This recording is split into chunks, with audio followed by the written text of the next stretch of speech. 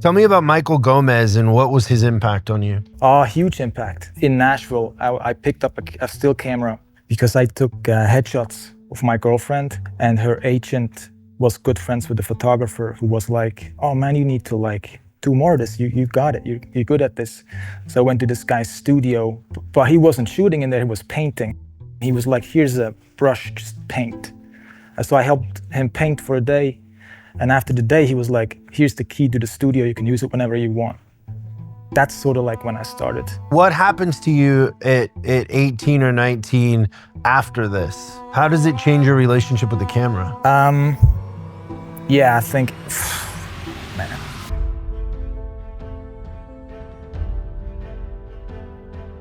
Welcome to the Syndicate X Library, where we love books and we love talking about books that have changed people's lives.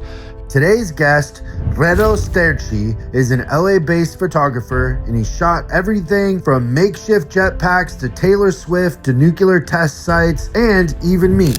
The book he's here to talk about, A Message for You by Guy Bourdin.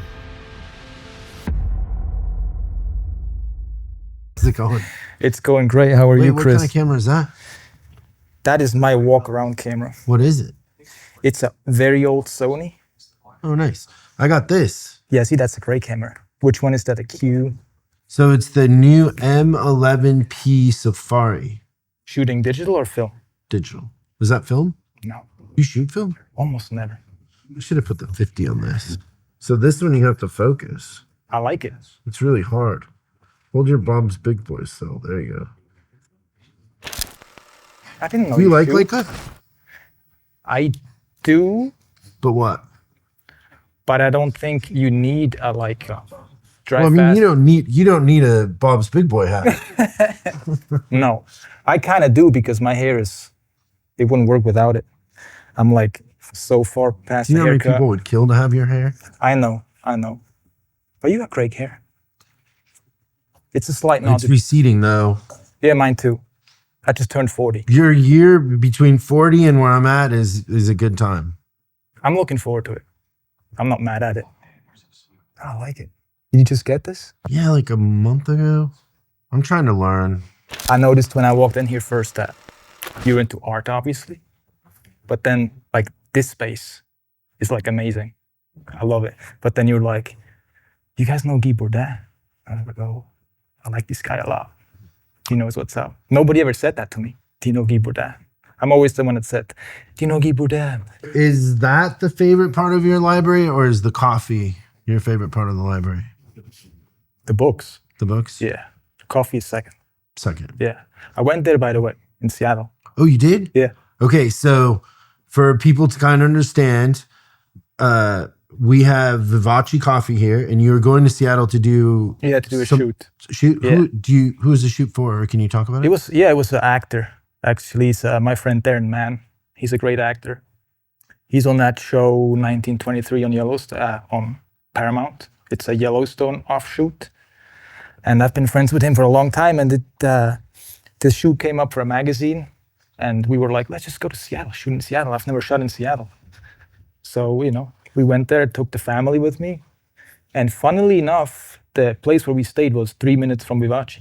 Oh, so you stayed on Capitol Hill? Yeah, stayed in Capitol Hill. So I said you have to go to Vivace. Yeah. So it's just an iconic spot. Yeah. And coffee in Seattle is like a religion. Yeah. Like, you take it very seriously because it's cold all the time. Yeah, best latte ever had, hands down. When I used to live there, it was like if you were having a bad day, you just go get in line. Yeah. And for the longest time, it was just a little kiosk. Oh, it was? Yeah, on the street. Same You had to spot? stand in the rain, and then you could go into the kiosk, like it was in this little hut. Yeah. You would go into the little hut, but you'd literally be standing in the rain waiting. That makes it even better, doesn't it? Yeah, it was the best. Yeah. He's the one guy that never sold to Starbucks. Like all the other coffee nerds that like built businesses. Thank you so much. Oh, amazing. Thank you. They sold. He never sold. Wise. How did you find that spot? Well, I lived there. I grew up there. When I was a kid, I grew up like an hour outside of Seattle. One of the first times, like 17 and a half, I moved to Capitol Hill right there and shared this little tiny 400 square foot studio with this girl. So that's a whole other funny story. But that, you know, Capitol Hill and right there, it's the street it's on is called Broadway. Yeah. Was, you know, where we existed, I guess. When did you live there? So when I was 17 Okay. is when I moved there. Were you there during the whole grunge thing? Nirvana? Oh yeah. Oh man. That Amazing. was the time. It was different. What is your overall impression of Seattle? It felt very European. It felt like not an American city. And I'm trying to figure out why I felt that way. It felt like English. Maybe it's the architecture. I don't know. The whole time I felt like we're not in the US. You got the green, the rain all the time. Yeah. The climate, that's maybe. kind of a part of it too. What about the food there? Did you like? We ate some good food. Yeah, the food there is usually pretty good. I mean, we try to eat fish. Figured like fish was like the way to go, you know, in Seattle. We went to the fish market, saw them throwing fish. Yeah, Pike Place? Yeah, Pike Place. I don't know why they throw the fish, but to get your attention. It was funny. I guess that's what it is, right? Yeah. They were like throwing a fish to a tourist. And I was like, please don't pick me. I don't want to like catch a fish at all. But, you know, great spot. But the fish market too reminds me of England. It's just these port towns, you know, like Seattle, Liverpool, Hamburg, stuff like that. Old cities. I guess maybe the age is what made me feel like it was European. Yeah, the architecture's old too, right? Pretty much. Yeah. Yeah, I'll definitely go back. It was great. We found this old plant, this old like factory that was like turned into a park. And we shot the whole shoot there. It was amazing. It's like the best location I ever shot at. But it's funny, like I always felt like, I always knew about Seattle and always wanted to go to Seattle growing up because of Nirvana and, you know, Pearl Jam and all that. But then going and being there felt different than what I thought it was going to be like less grungy. I mean, obviously like 30 years passed in this Nirvana almost, but, you know, it has a different feel to there what I isn't a expected music scene there now anymore. Like there was. Yeah. It's not the same. Yeah. It was a time. Yeah. There was a time. I think it like now, like Austin and Nashville are kind of better if you want to go see live music. Nashville is, and I used to live in Nashville, so I know, like you go to any spot in Nashville, the music craft is the highest level. It's so inspiring. Yeah, some of those people, you just go out to a bar and they're they're playing for Faith Hill or somebody on a tour and then they're there. Like exactly. Yeah. And they've written like hit songs and just the talent level is insane. Yeah, you can just hear it like, it's not like messy, it's so precise. The craftsmanship of it kind of, exactly. The skill, the magic of it. Yeah. It's, it's really fun. So this is our attempt to recreate the Vivace latte. Amazing. Oh. So tell me a little bit about where you grew up. I grew up in a place called Signau. It's in the Emmental Valley in Switzerland. Signau has about 2,500 people living there, but I grew up outside of Signau, so like 20 minutes by... So less than 2,500 people? Yeah, like growing up in like a 100-yard radius were like 5 people in my life. So it's like super rural, you know? I walked to school. Was it a farm or? Yeah, it was a farm. It was a farm building. It still is a farm building. It's like 300 years old. And my father's family had been in it for generations and still is. But they had stopped farming. So when I was growing up, there still were cows in it. So I remember like going to the barn growing up. But then when I was like 10, they stopped farming and it just remains a farmhouse without animals. But you know, it's extremely Swiss traditional style, very old house, creeks, probably haunted. But yeah, I had like a very Huck Finn childhood. So how long have you lived here? In Los Angeles? Or just America? 2010. So... Coming up on 15 years. 15 years? Yeah. Why do you see in these surveys that they come out with where they say that Switzerland raises the happiest people, basically? Like people that live there are the happiest. Yeah. Versus us, like we're always miserable here in America. What is the difference? Why are people happier there than here? And I would want to know what kind of questions they ask about the happiness. But to me, living there, growing up, basically, when I was in school, it's kind of like reaching the end of, school, like 8th, 9th year of school. Yeah, we're done after 9 years of school. I don't know how many years of school there are here. I think more, right? 12. 12, yeah, 9 years. You're done at 9? Yeah, 9 years, then you're done. So well, 15, that's why 16, you're done. Maybe that's why. All those awkward years. So Yeah. you're 9. How old are you when you're finished? 15, 16. Roughly Yeah, 16. so those weird, awkward teenage years, Yeah. you're working or going to college? They kind of, you can pick, yeah. So in school, they basically had this book with professions in it. And they were like, well, here, take a look and pick something. But to me, it was always like, at 15, you don't know what you want to do with your life. That's way too young. So I just picked something. So I picked architecture. But the first day at work was like, I'm not in love with this. And I'm supposed to do this for like, 50 years. I don't think I can. So like ironically, the first day at actual work, I was like, I'm going to do something else. I'm going to figure it out for my life. But you went to architecture school? Yeah, I finished it. For how long? 4 years. So you went to, during the 4 years of school, at no point did it occur to you weren't going to want to do it? No, from the first day, I knew I was not going to do it for a long time. But you just stuck with it? Yeah, because they have like it's called apprenticeship, right? That's like Switzerland is known for that, which is, I think, is a great thing because you learn, any profession has an apprenticeship of like 3 or 4 years. So whenever you're done with it, you're a pro at it.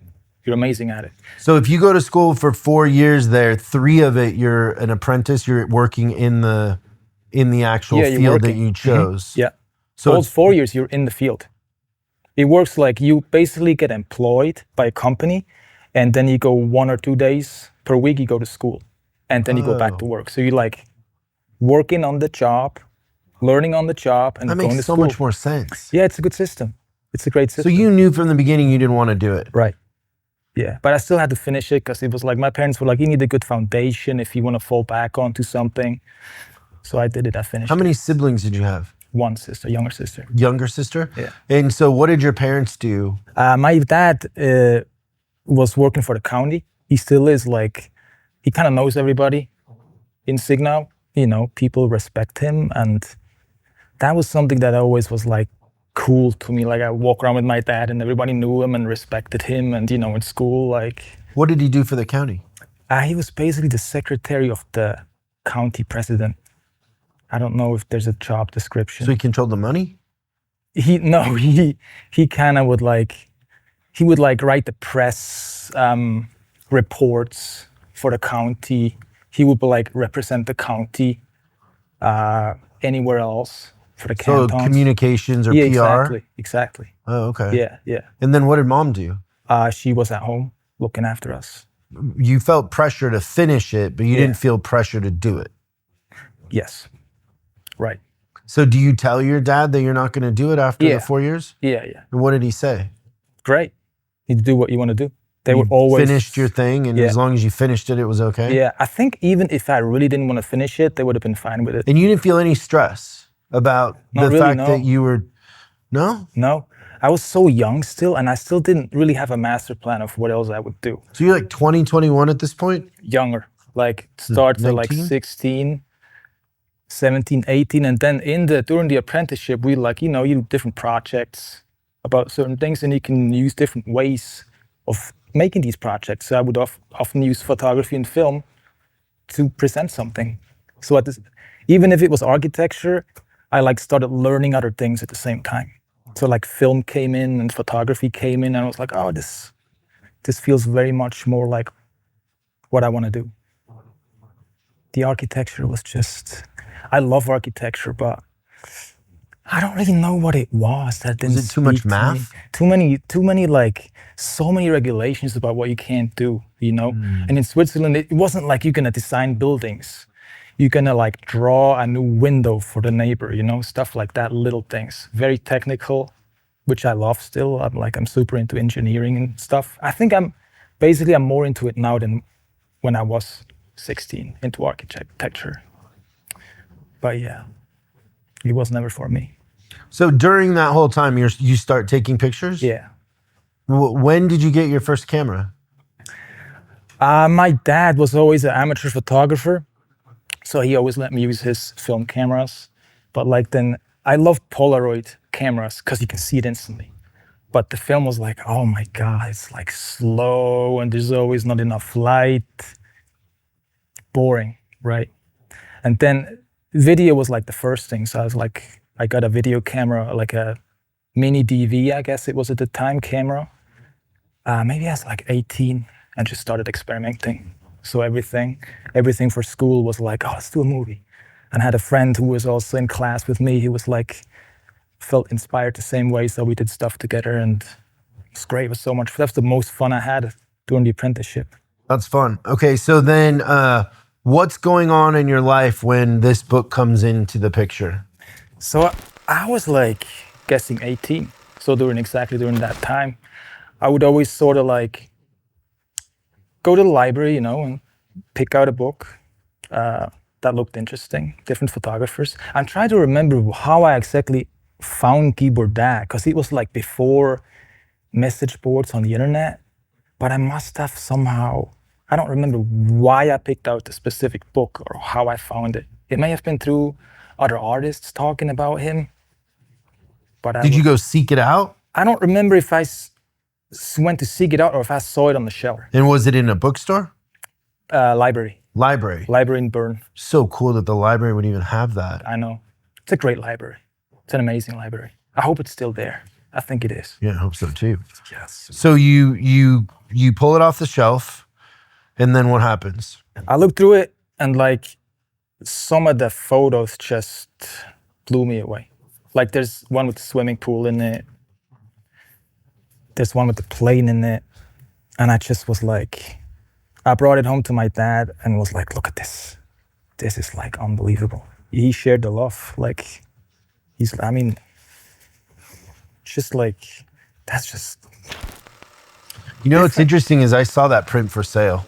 This one? Yeah, the other day. Here? It's online. It's for sale. Yeah. The only thing is that print isn't, to me, my favorite. Yes. Although I love it, but the one of the girl on the bridge is my favorite. Okay. Same style though, where he took a picture of the model with a Polaroid and then has her hold up the Polaroid, right? Yeah, it's brilliant. And I think it's an ad for the shoes, isn't it? This one. Maybe. So funny.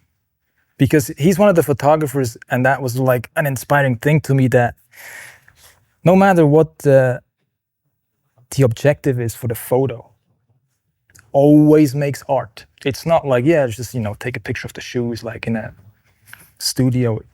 He always made art, every single photograph.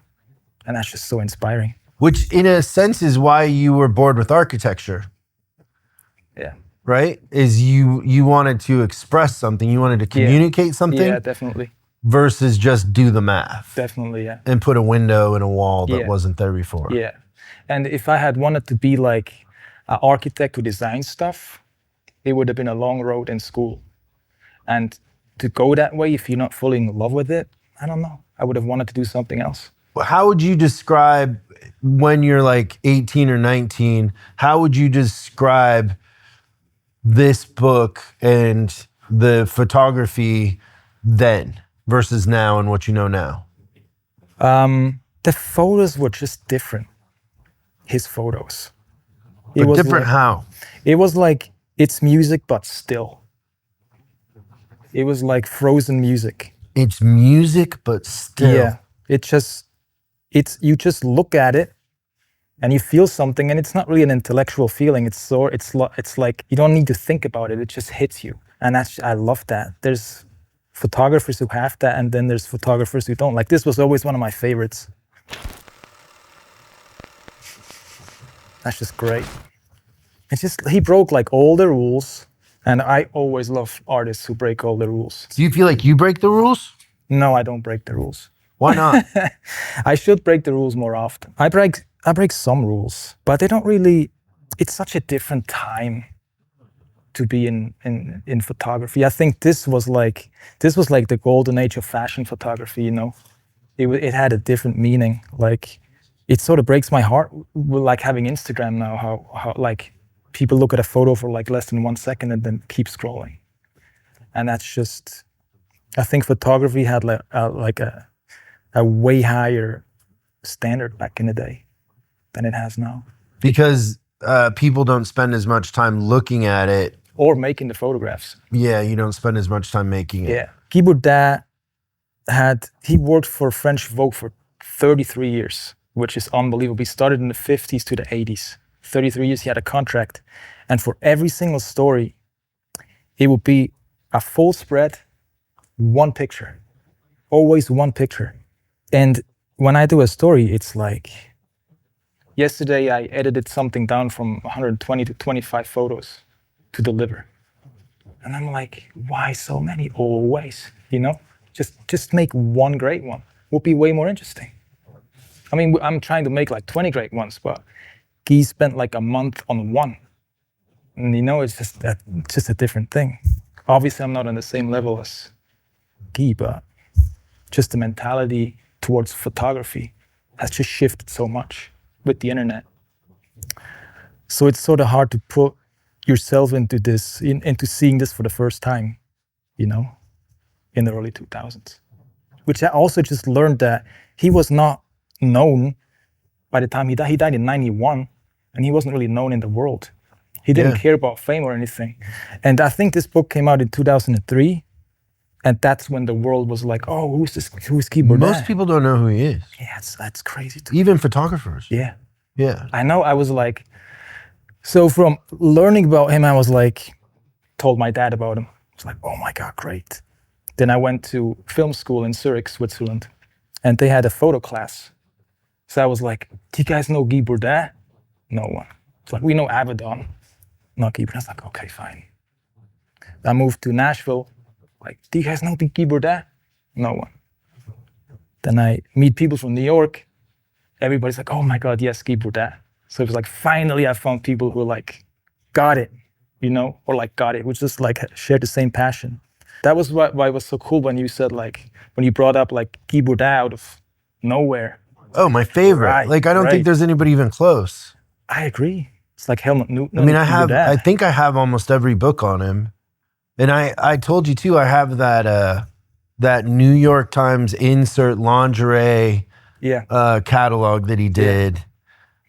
That, you know, the funny thing about that I just imagine, and kind of to your point with Instagram, is like, how many people got that day when that came out, whatever year it was, the Sunday New York Times, which is probably just like thick, full of coupons and whatever. How many people threw that away or didn't even look at it and had no concept of what an incredible piece of art it was, stuffed in with all the coupons and junk in the Sunday paper? Do you know what year it was when that came out? I don't. Was that must have been 90s? Yeah. Okay. So like, was he alive still? Did he make it before that? Mm-hmm. Okay. Yeah, it's crazy. It's crazy. And so what happens to you at 18 or 19 after this? How does it change your relationship with the camera? So at that point, I was really making films. So I was at film school. So my main camera was like the video camera and not the still camera. I went to film school, and then I came to the US, still like in film school. I went to Nashville to study film.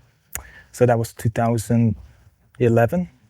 And then in Nashville, I picked up a still camera because I took headshots of my girlfriend, and her agent was good friends with the photographer, who was like, oh man, you need to like do more of this. You got it. You're good at this. So I went to this guy's studio, but he wasn't shooting in there. He was painting.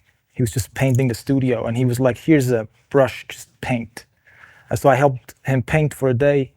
And after the day, he was like, here's the key to the studio. You can use it whenever you want. So, you know, that's sort of like when I started changing my thinking to stills from videos. Because I was like, it's probably easier to sort of, you know, make a living with stills as opposed to, as a film student, like jumping, you know, into like directing music videos or something like that. So that's when it started. But I was never like trying to evoke Guy Bourdin in any way, because I was stylistically, my work is very different from his.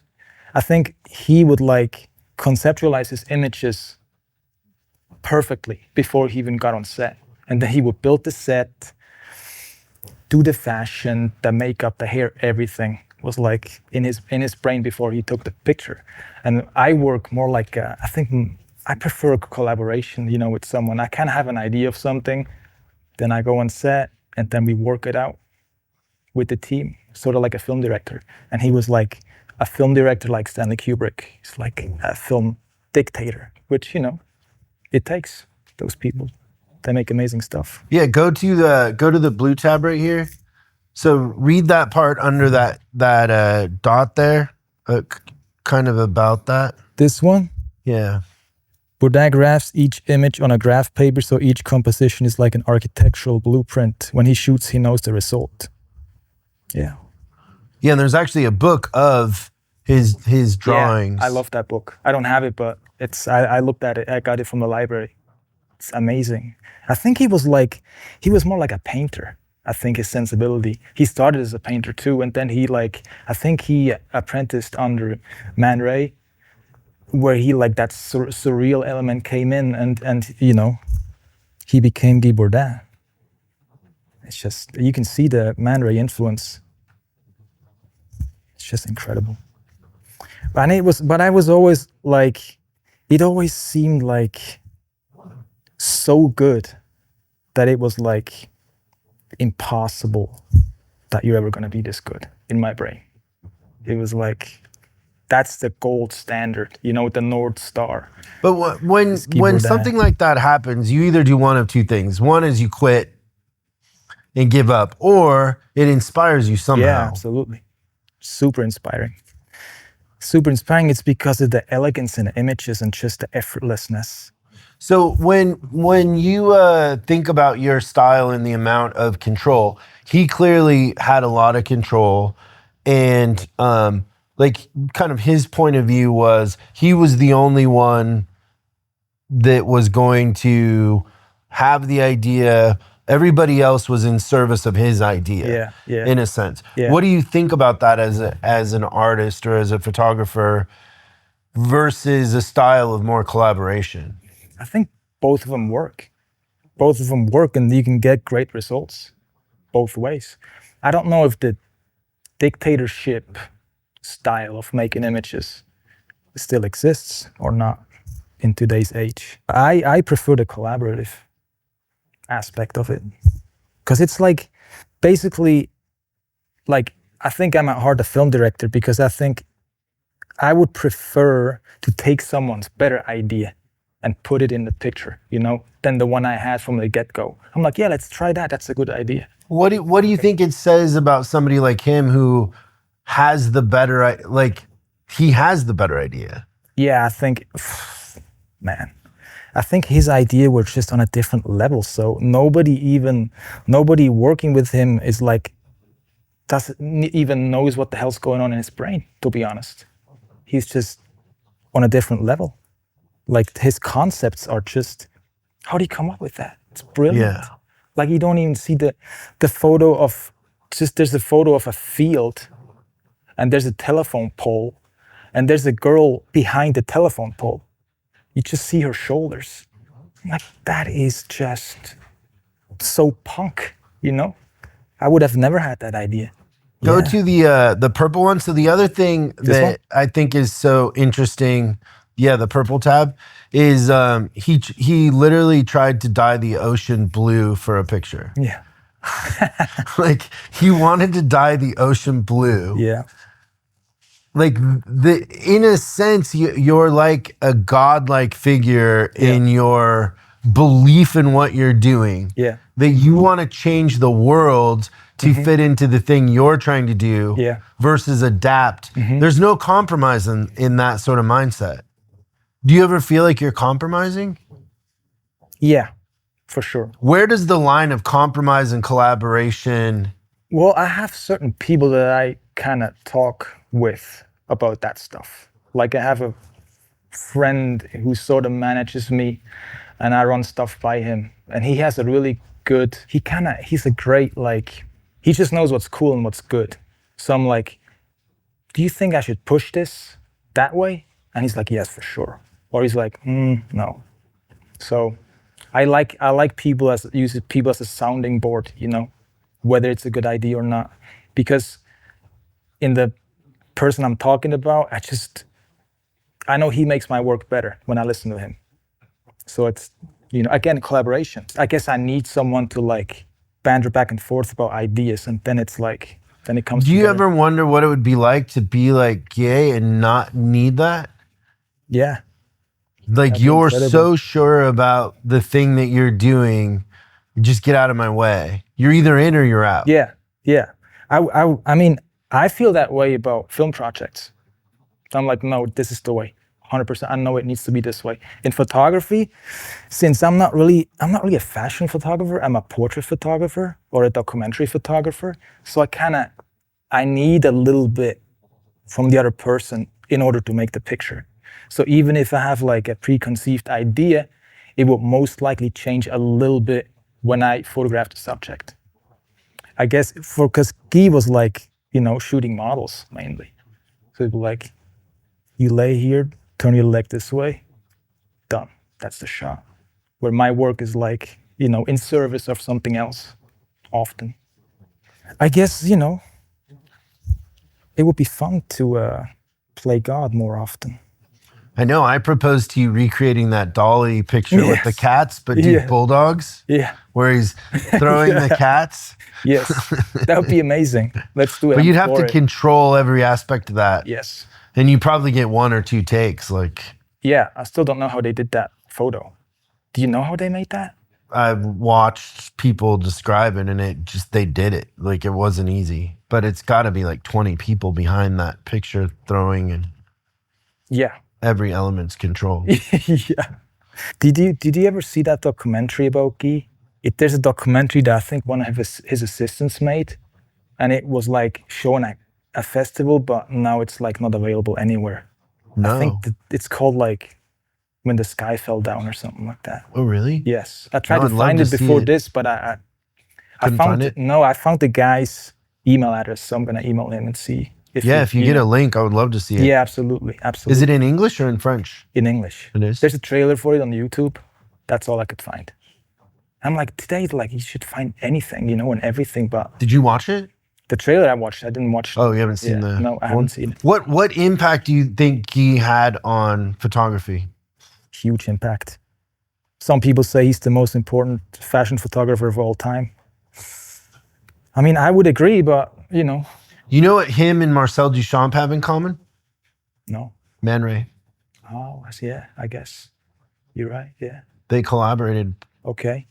Yeah, I mean, I would say Man Ray is probably, you know, just as important or not more important than Guy, but he's in my top 3 forever. Guy Bourdin, like him and Helmut Newton when it comes to fashion. It was always like those 2 guys. What other photographers are in your pantheon besides Guy? Your top 3? My top 3? Yeah. Boy, that's hard. Yeah, I know. You've seen how many photography Yeah. books? Yeah. You know, when we had somebody come in and do an inventory of the library, I think like 25% of this library is photography. Okay. Like it's well over a couple thousand books. Is photography your favorite discipline in art to look at? I think that photography plays really well in books. Yeah. Yeah, absolutely. I mean, there's just they work like milk and Vivace espresso in a sense. Yeah. And the bigger they are, I think the better a lot of Yes, times. absolutely. Like I do wish one of the publishers would do a big one on him, like Yeah. Toshin or somebody do Yeah. a big one. Yeah. Because his stuff just looks great, Yeah. big. You know, he was against a retrospective when he was alive of his work. He did not care about. He was kind of a stubborn. Doesn't seem like the Reclusive. kind of guy that would be super fun to hang out with. No, not really. Not really. And I'm not looking to find out too much about him. I don't want to find anything I don't like, you know? Yeah, I understand that. Like, Yeah. that kind of meet your heroes can be a disappointment. Exactly. It's also, I find that like, I like that about him, that he didn't care at all. He just only cared about the picture. He didn't care if his name was on the picture at all. It's just that full page. That's all that matters. And like if you work in magazines as a photographer, it's the most coveted thing. It's like the cover and then the full page spread. That's what you want. And for him to only ever do full page spreads and nothing else is unheard of. There's nobody else that did that. It's fantastic. I'll tell you what we'll do at the end is I'll bring you some books that I love, and then I'll get your opinion. All right. Because you kind of have to, I think you have to experience them. Tell me about Michael Gomez and what was his impact on you? Oh, huge impact. Michael Gomez. He's the guy that put the paintbrush in my hand. And what he said was like, you gotta serve people sometimes in your career. And I guess his point was that by being willing to help him paint, he was willing to share the studio with me. And he had a tremendous impact. When I got my first assignment, funnily enough, my first assignment for a magazine was shooting Taylor Swift. It was for a German magazine. I think it was like 2015, I think, when it was. I was living in New York. And Taylor Swift was like huge in the US, but sort of coming up in Europe. So I hired an assistant in Nashville and I fly over. I get to Nashville airport and the assistant's there, but Michael Gomez is there also. And so I was like, what are you doing here, man? He's like, I'm not gonna let you f this up, so I'm gonna make sure you nail it. So he was like basically backup all day for me. Just, in case you need anything, I'm right out here the door, outside the door, whatever you need. Were you nervous? Yeah, I was nervous a little bit. You were? I'm always nervous for every shoot. Really? Yeah. Why? I don't know. I made peace with it. I'm fine with it. I'm nervous. You feel like it's healthy? Yeah, it's not like a crippling anxiety or anything like that. It's sort of like rising to the occasion. Exactly. And not underestimating yes, every the time. opportunity. Yeah, every time. Even if somebody gives me an iPhone, like, hey, take a picture of this group, I'm like, oh. But then as soon as I look to the viewfinder, what I do? I take a picture of myself. And that's the way there you go, see it. Yeah. No, it's just a thing, but when I look to the viewfinder, like it's gone, the anxiety. Then it gets replaced with a joy every time. I still love photography every day. Every day I get to do it. I mean, that's a pretty selfless thing for him to do, to show up there just to assist and just make sure that you were okay. Exactly, yeah. I don't even know how he found out about it. It's just like, well, no, I know this, the assistant, it was like a seed in Nashville. Everybody kind of knew each other and helped each other out. But I will never forget, it was like unheard of. Nobody else that I work with would do that, And I will, if I had like mentors who were like big photographers, and Michael Gomez is like a great Nashville photographer. He does good stuff, but he's in no way like one of the world's leading photographers. But still, like, working with him was so much more instructive than anything else. Because the higher you go, the more ego you meet, and you kind of see like, I don't know if I want to be like that. I don't know if I feel like that's a good person, or if I want to conduct my business in that way.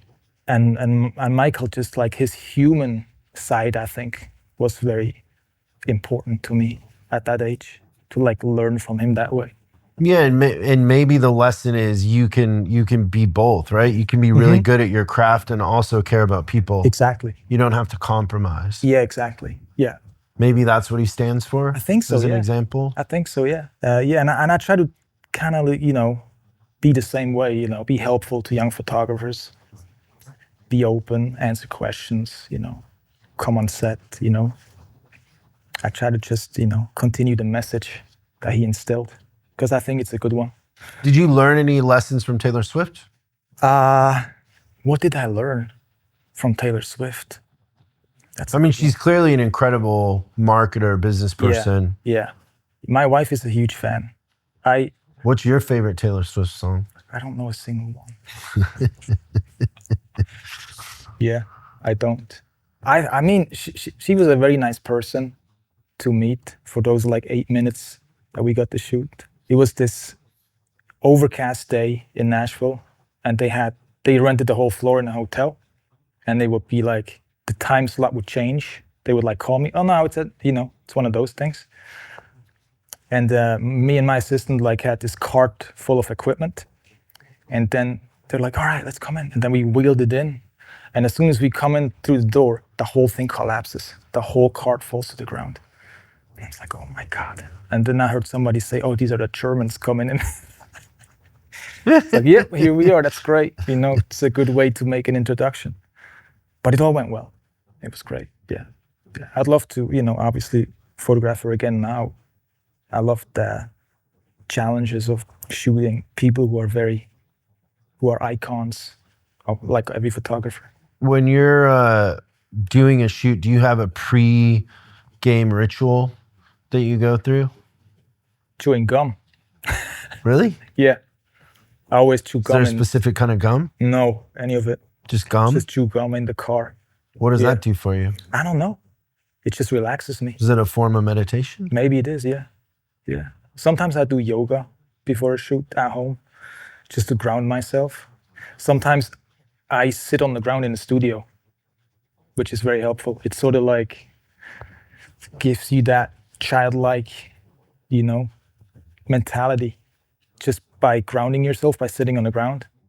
Or just you do something, or like do everything with my left hand to just raise my awareness, or like play with a tennis ball, just stuff like that.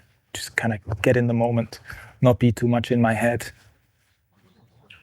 Yeah, that's good. Yeah. Do you have a favorite picture you've taken? Oh man, that's a good question. I have favorite shoots that I've done, but not necessarily the favorite pictures. I thought about the favorite picture, but I can't like put my finger on one. I don't know. So no, the answer is no. I don't have a favorite picture I've taken. But like shoots that stand out, or like growing up, there was this Swiss climber. His name was Uli Steck, and he was from the same village, from Signau. And our family, like everybody in Switzerland, sort of followed his ascent to becoming a super famous climber. And he set like the speed record on the Eiger North Face in under 3 hours, and that put him on the map worldwide. So he was a huge star, and I always wanted to photograph him. So I tried to get an assignment through a magazine, and finally I just kind of lied to him. I was like writing an email saying, hey, I got this assignment from a magazine. We'd love to photograph you, without having an assignment. And it worked. So, we got to meet him in Switzerland, and I took my dad with me, which was awesome, because it was like, we always wanted to meet him, and like, so we spent the day with him.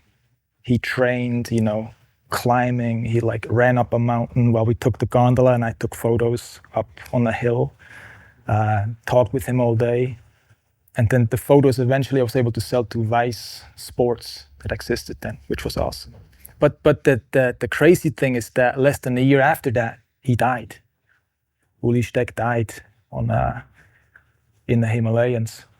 So it was like, and he was like, I think he was 39 or 40 when he died. So that one will always just stand out for like, grateful that I was able to meet him. Because I would always like even though what he did and what I do is like unrelated, it was always like he's from the same village and he just went for it, for everything. He just went for it 100%. Like that is so inspiring too. So it was very sad to like lose that North Star, of like, looking, what's he doing now? Oh, he's doing that crazy thing. But I try to like live that more and more, just, not do the things that, not where the money lies, but just things I want to experience. That's like where it's at for me. Tell me about Trinity and what drew you to that project. Oh, Trinity, that was a great one. Sad too. I read this book by Josh Wheeler. I think it's called Acid West. It's a book of short stories about southern New Mexico. And I saw it in my friend's house because the title stood out, Acid West. was great. So I started reading in it. And one of the stories in it is about the Trinity downwinders. So it's people who lived downwind from where they tested the Trinity bomb in 1940. So basically, they tested the bomb, supposedly evacuated the area, but they were like, mostly Hispanic farmers living in like a very close radius to the bomb. And all these people like ended up getting, cancer and dying for generations and generations. And the US government would basically refuse to help them. So Josh wrote about it, and I was like, oh my God, this is so touching. So I reached out to Josh and like, is there any way to like photograph this, like put it on the map? And so he's like, yeah, let's try. He knew everybody personally very well. And so I went to New Mexico like a couple months later for a Swiss magazine, and we shot the story. Sadly, like a lot of the people that I photographed then was like, when was it? 2021 maybe? Already dead by now from cancer. And the story was supposed to run on the cover of the Washington Post magazine, and then they pulled it like 2 days before it was supposed to run because I think they got cold feet, for challenging it. Yeah, like running a story. Challenging authority. Exactly. But it was sort of a great example of trying to do something that's right anyways, and just in the function of photography. Like as a photographer, I want to sort of do stuff that matters. And that one felt like being able to take those photos and take them in a way that they evoke empathy from other people was like the right thing to do. I try to do like projects like that to even if it introduces like the problem of that project to a single person, they're like, oh wow, I didn't know about that. That's a success, as opposed to just getting paid. So kind of in the same vein, what about Race, Class, Guns, and God? Oh yeah, that was a great one. It was a Swiss magazine hired myself and 2 journalists to travel across the US in 2017 and sort of report about these 4 things: race, class, guns, and God. And people in Europe are kind of like confused by guns and because whenever I've been in Europe, people will like literally ask you that, like, oh, they just think everybody's walking around shooting each other, or there's some sort of perception. It's so foreign to them. Absolutely. Where here, I had somebody from England once like commenting about the guns, and I'm like, well, it's because of you. Like, he wouldn't let us have a shovel. And so it's in our DNA that you're not taking our guns. It's like it's a perspective that's ingrained in us. Yeah, it's that the specific gun thing was like also in Switzerland. I went to the military when I was 20. It's like mandatory service. And they give you the gun to take home afterwards, including bullets. So I think the gun per head in Switzerland may be higher than even in the US. So, I don't think Swiss have the right to criticize Americans about that stuff, or like criticize or like question. I don't know if it's a thing. But yeah, no, I was always used to guns. My dad taught me how to shoot when I was very little. But then, like, when you go to the army, you get really bored with guns. Like now, I'm like, oh my God, I don't want to shoot. It's so boring. Yeah. And I also have like a lot of respect of guns. Like, what did you learn in that though? Race, class, guns, and God. What did you learn out of that experience? What I learned about this experience was that we met so many people driving across the US, hundreds of people, and one single person was a dick. Everybody else was super friendly across the whole political spectrum. So I was like, it's important. That surprised you? A little bit. What I learned was very important is that whenever you go out to the world, that is the real world, not what you see on the internet or on the phone, And I think people have to always remember that. Like if you actually go out and talk to people about anything, you're gonna find like that mostly people are nice and friendly and agreeable. And even if you don't agree, it's fine. Yeah, because when you're meeting in person, you have more in common than you do differences. Right. Even if somebody's views might be extreme in certain areas, Yeah.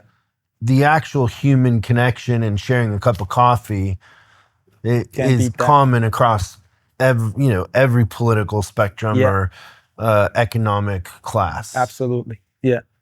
Yeah, that was, I'm trying to get them to send this again across the country to go maybe the other way. That was like, as a member of the press, project like that, it's as good as it gets. Like, to be able to travel across the United States for a month, it's a dream.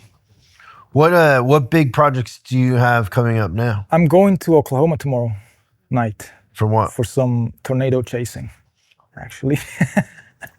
Yeah, Why? that's the next one. Well, there's a lot of things about the project that I can't really talk about all the way, but the why. Let's just talk about why you want to put yourself in that situation. Because Me caring about you as a person, why do you want to go do that? I think it's because just I love to see things that are mind-blowing. Have you ever been around a tornado? Yeah, one time. Yeah, I did it last year. Oh, okay. Yeah, but I have to say it's not as dangerous as you think.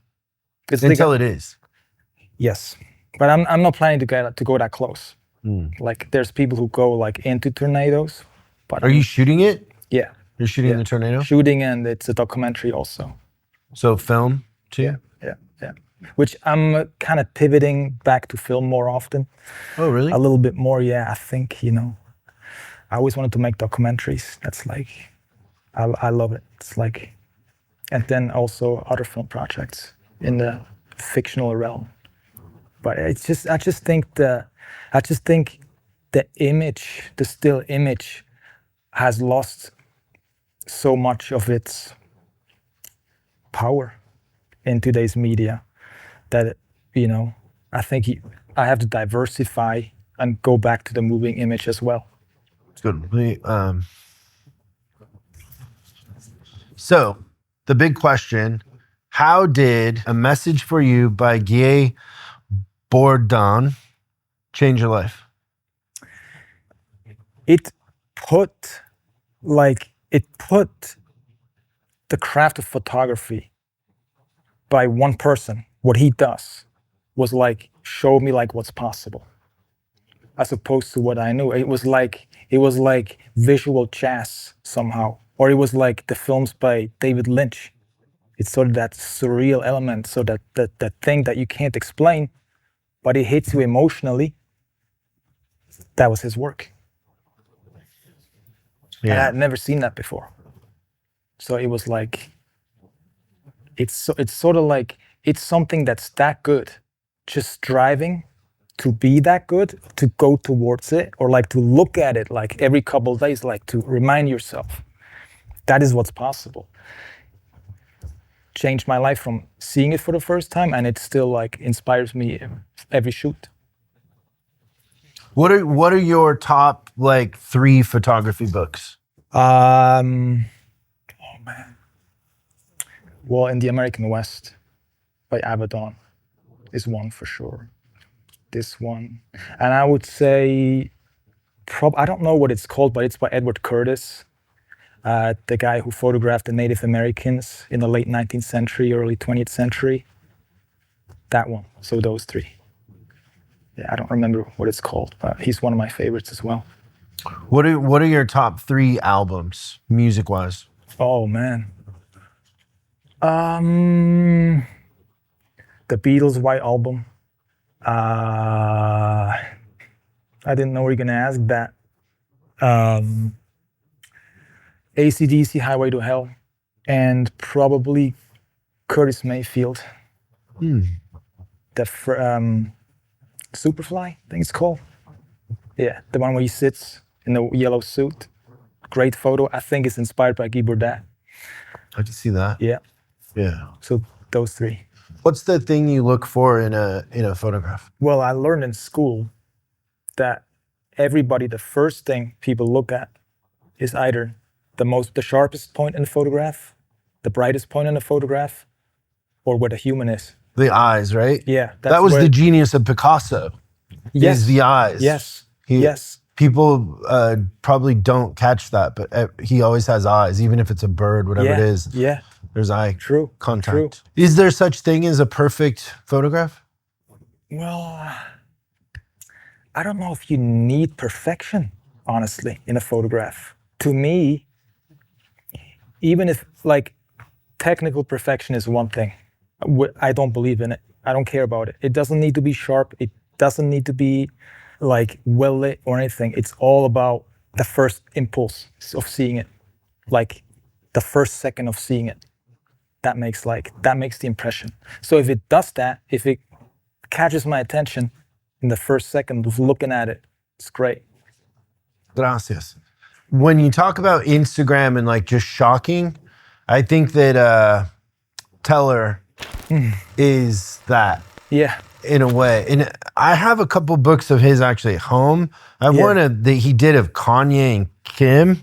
Oh yeah. That's crazy. Yeah. And why they even made it into a book, I have no idea. Yeah. But yeah. What do you think of his stuff? I love his stuff. It's so creative. It's like when you see those W magazine spreads, what he does of the actors, people are like, it looks like shit. But I'm like, but it's interesting to see these people, these iconic people in this setting and photographed in this way. It's unusual. So as photographs, I'm like, yeah, they're fine. You know, it's not my favorite, but as art, I think it's great. Yeah. Yeah, it's just more shocking. Yeah, absolutely. What about Todd Hito? Oh man, I love his work so much.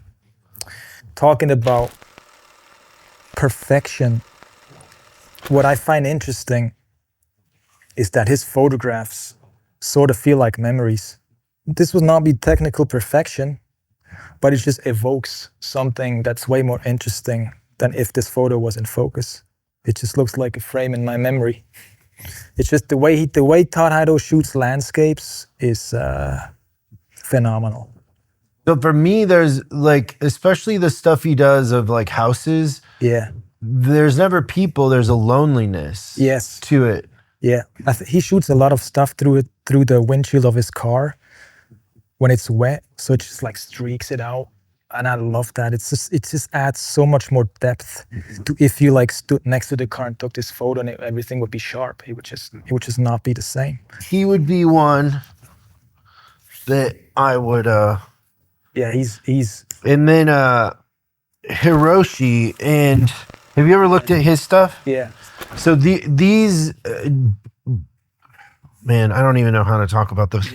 Yeah. So like this book where he's literally using the wax figures but shooting them like they're humans. Yeah. It's so creepy. Yeah. But it's such high art. Yeah. I don't understand how he does it. And then this one of it's great. Yeah, of Einstein. So literally these are wax figures. Like the amount of work that was put into that. And then it's just kind of funny, right? Like E equals MC squared. Like it's just funny. Yeah. What a concept, man. Oh man, yeah. That's something. These are like taxidermy, so same sort of ideas. He's creating a fictional world and kind of creepy. Right. Yeah. Yeah. Isn't that nuts? Great stuff. So he put them in the actual landscape? Yeah. So he's recreating something that you would think would be photographed in nature, but no, it's taxidermy. It's amazing. And like, yeah, it's a recreation. When you talk about documentary, are you familiar with Mary Ellen Mark? Yeah. I have a lot of her stuff. Yeah. It's great stuff. I looked a lot at her work, like when I was in New York. Yeah. That's great. I just saw a dog smoking a cigarette. Yep. There they are. Yeah. That's something. Yeah, incredible. Same sort of thing, Jane Evelyn Atwood, Too Much Time, Women in Prison. I don't think I'm familiar. I mean, I love photography books that are It's abstract, it's great. forced into a certain experience. And then like Mark Lyda's first book is like that, where he's, you know, traveling across America and taking pictures of people, and their identity is so strong. But the identity here in a women's prison is so strong. Yeah. Like prison has its own, and there's an emotion to it. Yeah. I mean, that would be heavy to shoot this. I think this picture is a good example that this needs to be a photograph. Because if it's a drawing, it's something else. If it's a video, it's something else. But this just needs to be a photograph to tell this story, this one, this whole book. I see what you're saying though, yeah. About, I mean, I did a story on that trip across the US. I went to West Virginia to document women's rehab that were addicted to painkillers, to what's it called, opioids. And that was like such a heavy day to just, because I was just like, compared to the problems they have, I have like no problems. Like my problems are like this, right? And then to just go in there and like take photographs and like feel the pain that's in there, but also feel the hope that's in there. It was, it's like, I don't think it's for everybody to like work in environments like this. You gotta have like, you gotta put a certain distance between yourself and it, but you also have to feel it, but you also have to know how to get out of it. So I don't know. I'm glad I never got to like, had to work in a war zone or something like that. I think it's, like you say, you like cross the line that you maybe can't go back across. So yeah, this is important stuff. This is a great book. I love black and white. Platon? Yeah, sure. Yeah, man. I love his really up close portraits. Yeah. And he's using a fisheye lens, right? When he does it. Yeah. But he's right up in there. Yeah. When you're that close to somebody, there's really nowhere to hide. And he's forcing you to look the camera right in the eye. And to me, that is form equals function. Is like when you're right up on somebody, because I think, like I've seen videos of how he does. He's just sitting on a crate, and they're sitting on a crate, and it's all about the face. Yep. And you're forced to look the camera in the eye, which isn't something you normally do. Yeah. Yeah, there's a humanity to it. That's great, isn't it? Rachel Weisz. Amazing. Yeah, I think there's something to be said about, you know, photography being sort of like an empathy machine. Wow, I never thought of it like that, but yeah, an empathy machine. Yeah. Yeah. That's sort of like before he found his style of like I'm trying to find one that he's known for. I mean, the famous one where I first noticed him was the Bill Clinton on the cover of Esquire. Yeah. Where he's like, he's got his legs crossed, and was that too? I love that when the hand is a different size or the perspective is shifted like that. Yeah. That's great. It's sort of a continuation of like Avedon's American West, but sort of, you know, a little bit more abstract and a little bit more surreal.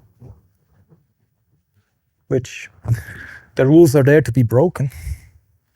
So we know from Guy Bourdin. And just kind of there it is. Going back to what you said. Oh yeah, there's that Clinton shot. Famous shot. Yeah. And he said like he had 3 minutes to do that. Like Clinton was late, sat down, he took the picture and he left. And then you know, I've lived in LA for a long time. So Esteban, I just love his style. I don't know him. No. Oh, So you kind of cool. started off doing like bands and. Oh, great. Yeah. But there's a whole culture here in LA of the Chicano culture, tattoos, music, cars. Yeah. Yeah, I love this guy's work already. I love his stuff. Incredible. That's great. I was just working with an actor, Jason Isaacs, and he was like, every actor hates photo shoots except for Adrian Brody.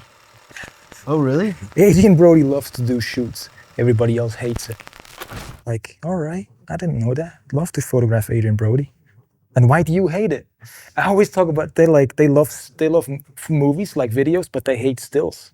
And I'm trying to like change that little by little. Dennis Hopper, man. It's great Dennis work. Hopper's photography is pretty good. Yes. I have a bunch, not a bunch, but a couple of his books. Yeah, this is really good stuff. And so also I think like, you know, the fun thing with us working together and you shooting me is I thought the first time we shot together was good, but the second time was better because there was a familiarity and a trust. What is it about the trust aspect that happens between the photographer and the person getting the subject that makes such a difference? And how do you build that trust? Like, how do you build instant trust when you only have 7 minutes with somebody? I usually tell them something about myself immediately, like, you know, if I had to like clean my daughter's poop right before I left, something happened, just something like that, you know. Something that humanizes you. Yeah, exactly. Something that makes us sort of like the same because we have similar experiences. So like now being a dad is often like talking about kids. Basically like just find common ground somehow with somebody, because then you have like something to refer to. You have like this level of empathy on it. It doesn't matter what it is or what it's about. It's just like with you, it was like, oh, he loves Guy Bourdin. It's like, oh man, this is great. We have a lot in common. We can talk about stuff. It's just there's nothing worse than feeling like I can't talk to the subject because we're so different. And sometimes if there's PR involved, it's hard to like, you know, have a private conversation with someone for too long, but mostly it happens. I try to be as open and transparent as possible in like getting into a shoot. Like, this is what my idea is. What do you think? I want to know what you want to do. These are the clothes. It's just like a open sandbox-like collaboration. That's always the idea, as opposed to like, stand over there, great. Which that works too. Some people do it like that. But I think, you know, how much does that affect the work? Like if you look at the projects you've done, and let's say there's somebody like me where there is a connection, and then somebody who there is no connection with, how does the final always better with the connection? Always better with the connection. Yeah, definitely. With the trust. Yeah. Absolutely. Because otherwise it's just, if like the subject doesn't understand what you want to do, there's always like a certain unease in the photos. And I think like a great portrait is always effortless, you know. It's like, oh, they look like, it looks like that person. That's the best compliment that you can get. Like, it looks like him, truly him. That's the best compliment you can get. That's always what I strive for. And I mean, there's people who like, you know, get off on like a little bit of animosity. Like David Bailey, the British photographer, would always like, even if you make him mad, it's a good picture. So that's a way too. It's just, I don't think I could do it, like to piss someone off. But it could be fun. Maybe I should. It would be an interesting experiment. Yeah, it would be interesting. I mean, sometimes it happens that it's just you're not on the same page and you kind of mad. Yeah. So, but you know. I kind of intuitively knew that the second one would be better because that's always been my experience. The second, third. Yeah. Once you have a relationship with somebody, exactly, you can just get to work. There's no absolutely. awkward in between. Yeah. Like in our case, what I expected the shoot to be was not at all how it came out. The first one is like, what did you expect it to be? I expected it to be more like corporate and straight. Yeah, exactly. So then when I met you, it was like, oh, all right, this is way better.